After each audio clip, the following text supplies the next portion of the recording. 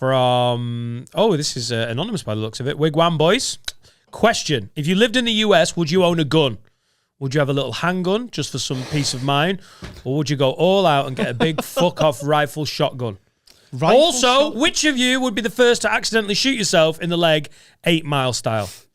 That's from Ben, sorry. I'd absolutely have a gun in the States. I don't agree with the gun laws. I don't necessarily think they should be. I think they should be a lot more gun control. But if every other cunt's got one, I'm having one. Right.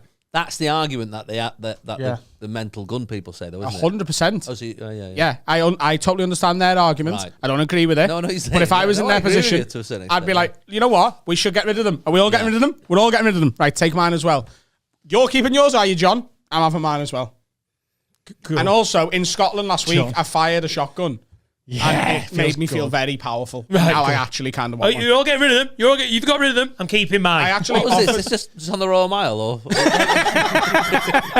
went to a shooting range during Paul Smith's stag do. Yeah, right. And I actually offered the fella double money to sell me a shotgun because they've got them on sale for 500 quid. And he's like, but you need a license. I was like, but if I give you the grand, can I just have it? Well, bags. You are putting bungs out everywhere. Parking spot. Thank you very much. I'll keep that gun. Nice one.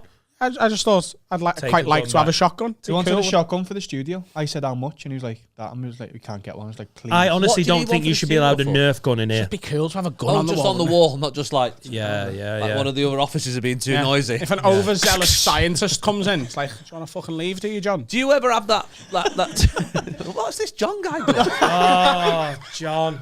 John is everyone. He sounds like a right swat. John. He can't. He just goes in his FA Cup drawer. Trying man's name. Oh, it's John again. John again. Poor bastard. John's away to John. He's over in America. He's an overzealous scientist. Oh, it could have been Puerto Rico. Juan. We need that bag of names. I'm going to make it because I'm going to do a little FA Cup draw just for when the next John comes in. You do have a name though, don't you? Mine's Jeff. Mine's Jeff. Look at that one, Absolutely. Jeff. Yours is usually Jeff. I always go Jeff. I think it's just a funny I name. go Jeff when it's just me and you. Yeah. But that's but like when you're showing off, it's John. It's just John. John's just the first name that comes to me. Every time. I sort of don't disagree with you with the gun thing, to be honest. I think I'd be the same. I think if they suddenly brought them into Stockport, if we just had our own little thing. What do you mean suddenly?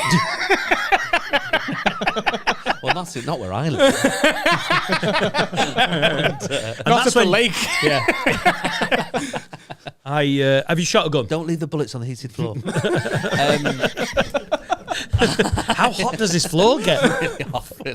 Have I ever shot a gun? I've done the old, stag do, shooting. That's what I meant. I didn't mean, have you ever shot someone coming up, I know you went to uni in Salford. Exactly. No, but when I was a kid, so my uncle, who thankfully now has turned his life around, and is a drugs counsellor for the NHS, but... He's not the Neil Diamante. It's a different one. There's 11 of them, to be fair. My mum's got 11 brothers and sisters. So he has very much turned his life around now, but back in the day was a wrong one, when the FBI employ a hacker to sort out computers. Yeah. He now gets people off drugs because he's also managed to get himself off drugs.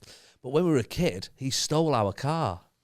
And so we got up one morning for school. There was no car there. My mum had a yellow Triumph Dolomite. Oh, which is and he. She's now on Jason's front lawn.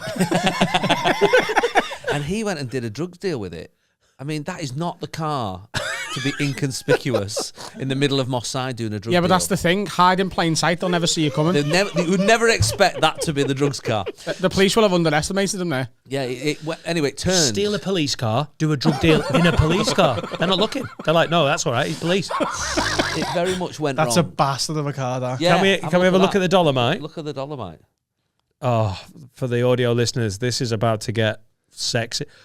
Oof. Oh. Yeah. So that was my mum's car, which we would often say, can you drop us off at the end of the road for school? Are you messing? I'd want to be driving right through the school gates and that. Yeah, now that's a classic. Back then, it was... Jason, are we definitely the same age? I know. Because that looks like a car from 1953. Jason's younger than you. Jason's only 40.